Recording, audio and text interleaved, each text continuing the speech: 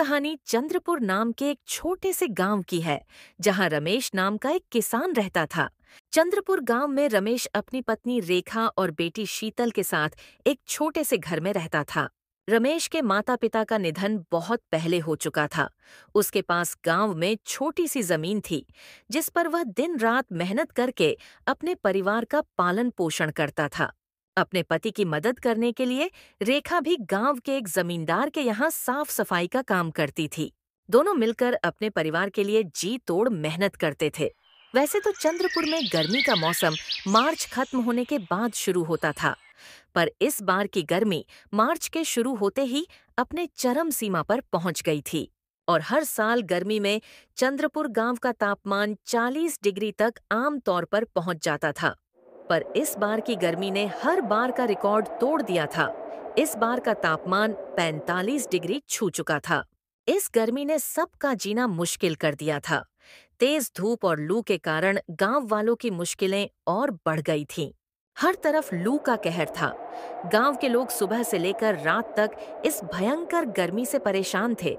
सूरज की तपिश ने सबको बेहाल कर रखा था। इसी बीच एक दिन रमेश के घर पर हे भगवान, ये कैसी गर्मी है। देख रहे हो रमेश, इस साल कितनी अधिक गर्मी है। और गर्मी के साथ साथ लूह वाली हवाएं भी चल रही हैं। इतनी तेज धूप में काम करना भी मुश्किल हो गया है। घर से बाहर निकलते ही ऐसा लगता है जैसे जल रहे हों। इतनी गर्मी में तो बाहर कदम रखना भी मुश्किल हो रहा है। न जाने इस साल की गर्मी कैसे कटेगी। सही कह रही हो रेखा, इस बार की गर्मी ने तो बुरी तरह से तोड़ दिया है। सोचता हूं कि हम जैसे गरीब लोग इसे कैसे सहन करेंगे। रमेश और रेखा आपस में बातें कर ही रहे थे कि तभी शीतल अपने पिता से बोली, पापा, मैं भी आज आपके साथ खेत पर जाऊंगी। नहीं शीतल बेटी, बाहर बहुत ज्यादा गर्मी है। तुम अपने माँ के साथ घर पर ही रहो। पर पापा, मुझे भी आपके साथ खेत पर जाना है। मुझे खेत का काम देखना है और आपकी मदद करनी है। माँ से भी बोल दीजिए, प्लीज मुझे अपने साथ ले चलिए। शीतल बेटी, जिद मत करो। बाहर बहुत गर्मी है। अगर तुम बाहर जाओगी तो लूह लग सकती है। और लूह लगने से यदि तुम बीमार हो गई तो फिर तुम्हारे दवाई का खर्चा उठाना हमारे लिए मुश्किल होगा। घर के हालात वैसे ही अच्छे नहीं हैं। इस महीने की मजदूरी भी अभी तक नहीं मिली है। पता नहीं इस हफ्ते का राशन कैसे पूरा होगा। तुम घर पर ही रहो, समझदारी इसी में है। रेखा, क्या घर का राशन खत्म होने वाला है? तुमने पहले मुझे क्यों नहीं बताया कि राशन खत्म होने वाला है? रमेश, क्या बताती। मैं खुद ही सोच रही थी कि इस बार कैसे काम चलेगा। घर में आटा तो बस 2 दिन का बचा है। दाल भी खत्म हो चुकी है। सब्जियां पिछले हफ्ते से नहीं आई।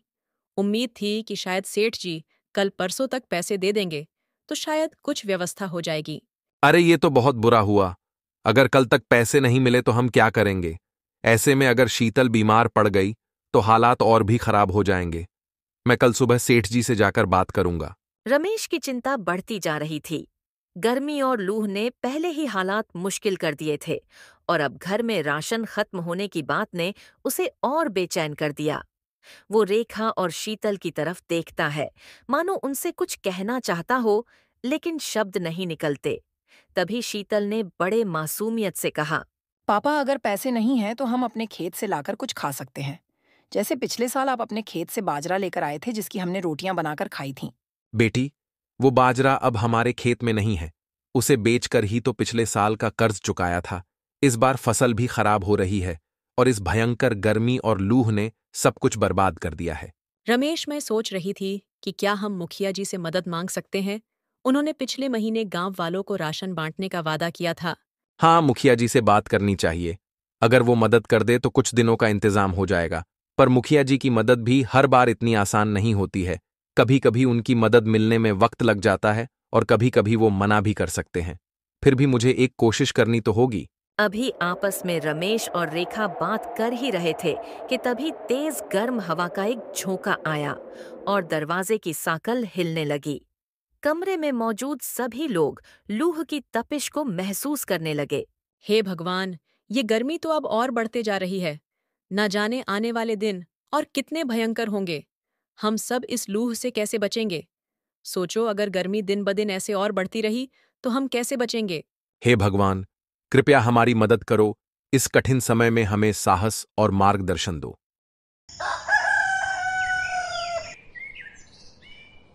अगली सुबह रमेश ने तय किया कि चाहे जो हो वो मुखिया जी से मदद मांगने जाएगा, क्योंकि अब बढ़ते गर्मी और भूख ने उसे चिंतित कर दिया था। उसने रेखा और शीतल को घर पर रहने को कहा और खुद मुखिया की घर की ओर निकल पड़ा। कुछ देर चलते चलते वो मुखिया के घर पहुंच जाता है।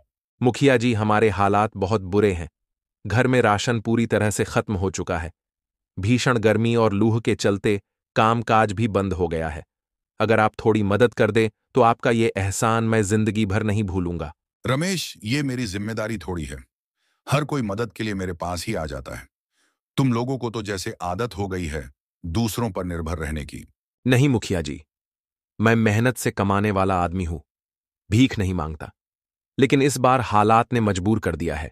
भीषण गर्मी और लूह ने खेतों की फसल जला दी है और मेरा परिवार भूखा है। कृपया मदद कर दीजिए। चुप रहो। अगर गरीब हो तो अपने गरीबी को स्वीकार कर उसके साथ जीना सीखो। यहां आकर रोने धोने से कुछ हासिल नहीं होगा। मेरे पास फालतू समय नहीं है, इसलिए यहां से चले जाओ।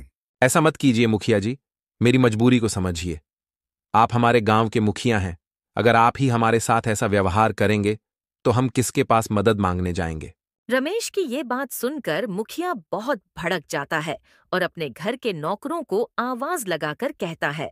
अरे चेतन विकास, सुनो तो जरा, इसे यहां से बाहर कर दो और आगे से इसे मेरे घर में कदम भी नहीं रखने देना।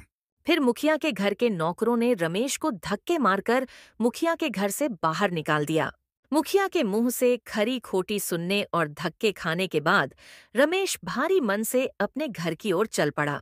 रमेश जैसे ही अपने घर आया, उसने देखा कि रेखा बिस्तर पर लेटी हुई है और उसकी बेटी शीतल उसके पास बैठी हुई थी। पापा आपके जाने के कुछ देर बाद अचानक माँ चक्कर खाकर गिर गई और उनको बहुत तेज बुखार भी चढ़ गया और तब से वो कुछ बोल नहीं रही है।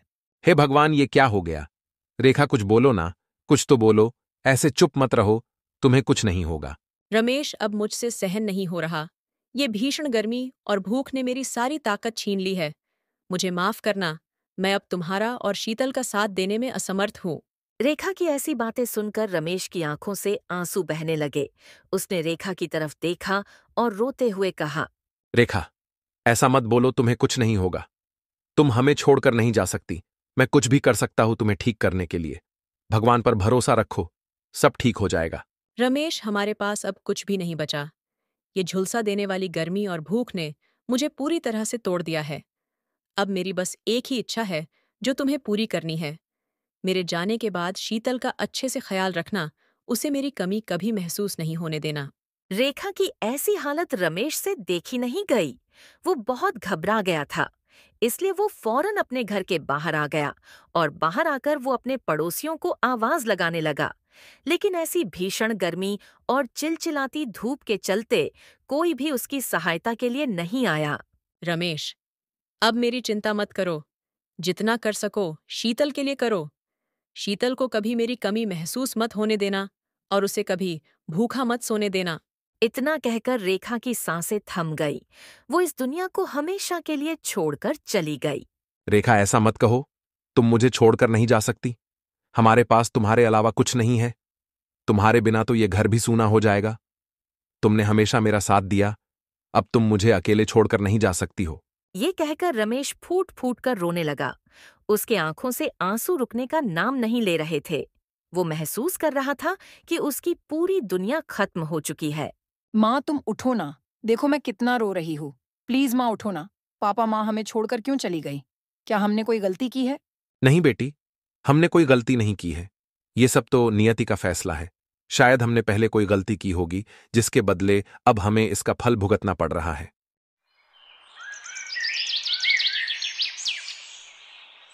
रेखा के जाने के बाद कई महीने गुजर गए।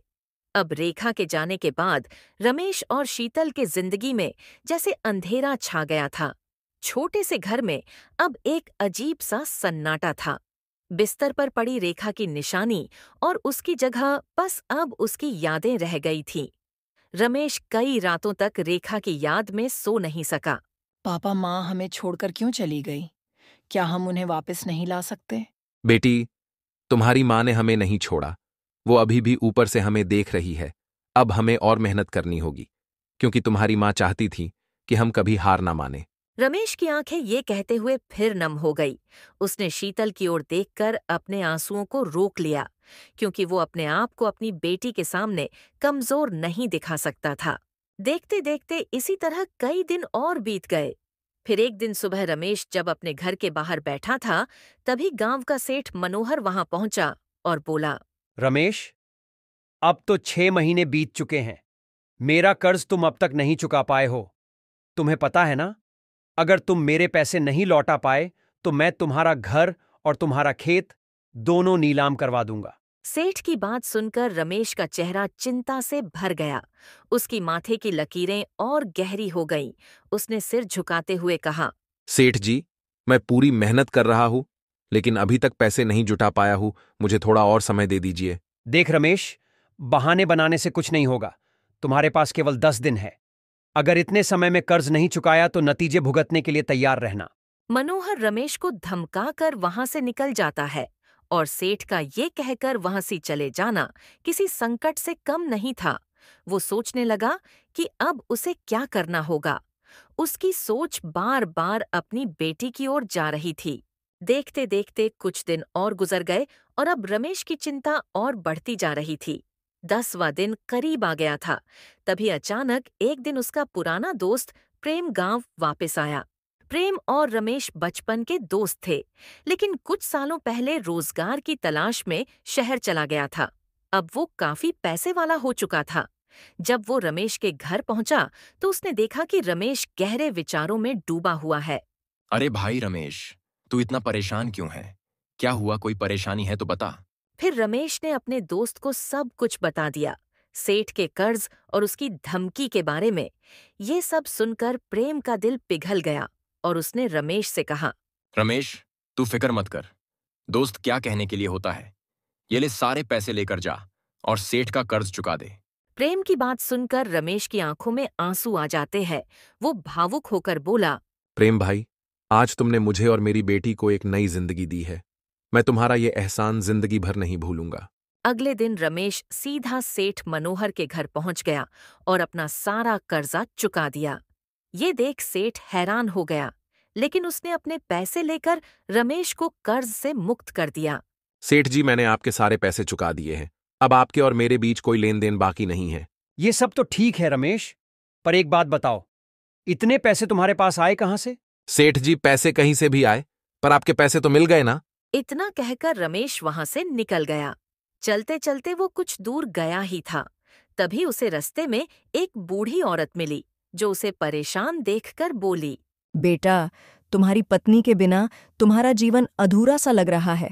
मुझे पता है कि तुमने उसके लिए बहुत दुख और दर्द सहा है, लेकिन याद रखो, जीवन कभी थमता नहीं, इसीलिए आगे बढ़ते रहना होता है। बूढ़ी अम्मा की बातें सुनकर रमेश भावुक हो गया और उसकी आंखों में आंसू आ गए। फिर उसने भारी मन से कहा, अम्मा, आप सही कह रही हो। मेरी पत्नी के बिना मेरा जीवन सूना हो गया है।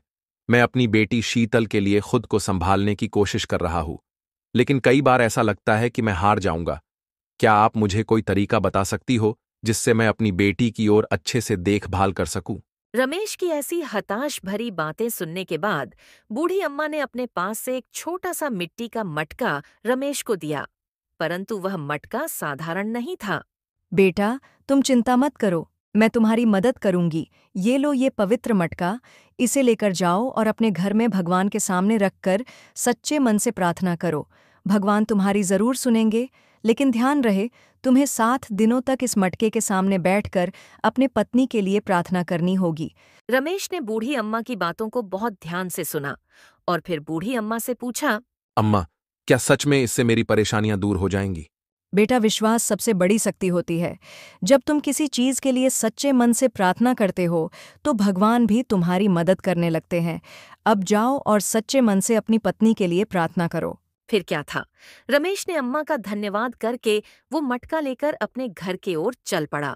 जैसे ही वो घर पहुंचा, शीतल दौड़कर उसके पास आई और कहा, पापा, आप कहाँ चले गए थे? मैं बहुत डर गई थी। अपनी बेटी को इतना परेशान देखकर रमेश अपनी बेटी से कहता है, बेटी, मैं कहीं नहीं गया था और तुम फिक्र मत करो, अब सब सही हो जाएगा। बस हमें भगवान पर भरोसा रखना होगा। रमेश ने बूढ़ी अम्मा से मिले मटके को अपने घर के मंदिर के पास रखा और गहरी सी सांस ली। उसके भीतर एक अजीब सी बेचैनी थी। रमेश ने पहले दिन मटके के सामने बैठकर पूरे मन से प्रार्थना की। हे भगवान, मेरी पत्नी चली गई। मैं मेरी बेटी के लिए जीना चाहता हूं, लेकिन हालात मुझे हर दिन तोड़ रहे हैं। अगर ये मटका सच में कोई चमत्कार कर सकता है तो मेरी मदद करो। शीतल ने भी अपने पिता के साथ प्रार्थना की। शीतल अपने माँ को बहुत याद कर रही थी। रात को जब वो सोने गई तो उसके आंखों में आंसू थे। रमेश ने उसका मन हल्का करने के लिए कहा, बेटी, हमें हिम्मत नहीं हारनी चाहिए। तुम्हारी माँ भी यही चाहती थी। दिन ब दिन गांव में हालात और बिगड़ने लगे। गर्मी बढ़ती जा रही थी। अब तो घरों के बाहर निकलना यानी अपने प्राणों को त्यागने का काम करना। रमेश को घर में वो मटका लाए अब 4 दिन बीत चुके थे, परंतु अब तक उसका कोई जादू रमेश को नहीं दिखा था। रमेश का मन विचलित हो रहा था। उसे अब समझ में नहीं आ रहा था कि भगवान उसकी परीक्षा ले रहे हैं या फिर ये मटका सिर्फ एक छलावा था। लेकिन फिर भी उसने प्रार्थना जारी रखी। अचानक चौथी रात एक अजीब घटना घटी। रात के समय जब शीतल और रमेश सो रहे थे, तभी अचानक तेज हवा चलने लगी। तेज हवा के कारण रमेश की नींद खुल गई। उसने देखा कि मटका हल्का सा चमक रहा था। ये देखकर उसके रोंगटे खड़े हो गए। ये चमत्कार देखकर वो मन ही मन सोचने लगा, ये क्या हो रहा है? ये मटका इतना चमक क्यों रहा है? रमेश ये सोच ही रहा था, तभी उसको अपनी पत्नी रेखा की आवाज आई। रमेश, हिम्मत मत हारो। ये मटका तुम्हारी परीक्षा ले रहा है। जो भी तुम्हें मिलेगा वो केवल तुम्हारे मेहनत और परिश्रम के बलबूते पर ही मिलेगा। अचानक से अपने पत्नी की आवाज सुनकर रमेश और चौंक जाता है। वो खड़ा होकर इधर-उधर देखने लगा, लेकिन उसके अगल-बगल में उसकी बेटी शीतल के अलावा कोई नहीं था।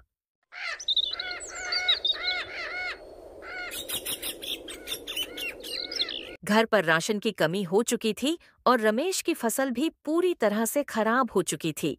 इसलिए सुबह होते ही रमेश काम की तलाश में घर से निकल जाता है। सुबह जब रमेश काम की तलाश में गांव के बाजार में गया, तब उसको पता चला कि चंद्रपुर गांव के पास ही एक नई फैक्ट्री खुल रही है और वहां मजदूरों की जरूरत है। ये बात सुनकर रमेश सोचने लगा, अगर मुझे उस फैक्ट्री में काम मिल जाए तो शायद मेरी सारी मुश्किलें खत्म हो जाएं। रमेश ये बात सुनकर बहुत खुश हो जाता है और अपने घर की ओर चल पड़ता है। अभी रमेश अपने घर के बाहर पहुंचा ही था, तभी गांव में रहने वाले सुधांशु चाचा उसके घर के बाहर मिल जाते हैं। अरे रमेश बेटा, कहाँ से आ रहे हो? कहीं नहीं चाचा, बस बाजार गया था काम की तलाश में। पर बाजार गया तो सुना कि गांव के बाहर कोई फैक्ट्री खुलने वाली है, तो बस वहीं निकलने की तैयारी करने जा रहा हूं। अगर वहां काम मिल जाए तो मुझे घूम घूम कर काम करने की जरूरत नहीं पड़ेगी। क्या बात है बेटा, मैं भी तुम्हारे पास इसी सिलसिले में बात करने आया हूँ। मैं भी उसी फैक्ट्री में काम कर रहा हूँ और वहां के सेठ जी ने मुझे मेहनती और भरोसेमंद लोग लाने को कहा है। तो क्या कहते हो, कल चलोगे मेरे साथ सेठ जी से मिलने? चाचा नेकी और पूछ पूछ, मैं अभी सामान बांध लेता हूं और कल आपके साथ चलने की तैयारी करता हूं। फिर क्या था, अगली सुबह रमेश चाचा के साथ फैक्ट्री के लिए निकल जाता है। रास्ते में चलते चलते रमेश सिर्फ वो नौकरी पाने की इच्छा कर रहा होता है। कुछ देर बाद दोनों फैक्ट्री पहुंचकर सेठ के सामने खड़े हो जाते हैं। फैक्ट्री का सेठ रमेश को फैक्ट्री में काम करने की सारी जानकारी उसे बता देता है और रमेश को फैक्ट्री में काम करने के लिए रख लेता है और उसे अगले दिन से फैक्ट्री आने कहता है।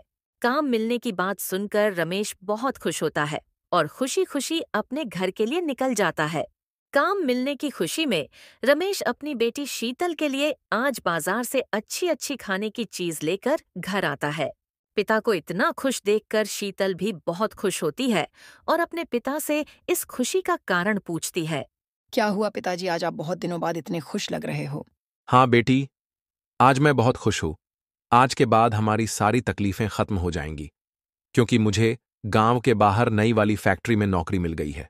अभी रमेश अपने बेटी से बात कर ही रहा था, तभी वो मटका फिर से चमकता है और उसमें से रेखा की आवाज आती है।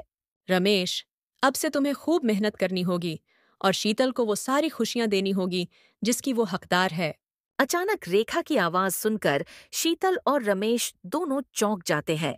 तभी रमेश को याद आता है कि आज ठीक 7 दिन बीत चुके हैं इस मटके को घर लाकर। रमेश भी समझ जाता है कि उसकी पत्नी उस मटके से उसका हौसला बढ़ा रही थी और अब से वो बहुत मेहनत करेगा और अपनी बेटी शीतल को एक अच्छी जिंदगी देगा। दोस्तों, इस तरह रमेश की मेहनत और विश्वास ने उसे उसकी परेशानियों से निकाल दिया। गर्मी की मुश्किलों से जूझते हुए भी उसने हार नहीं मानी और आखिरकार उसे एक नई उम्मीद मिल गई। अगर आपको ये कहानी पसंद आई और इसी प्रकार की और कहानियों को देखने के लिए हमारे इस चैनल को ज़रूर सब्सक्राइब करें।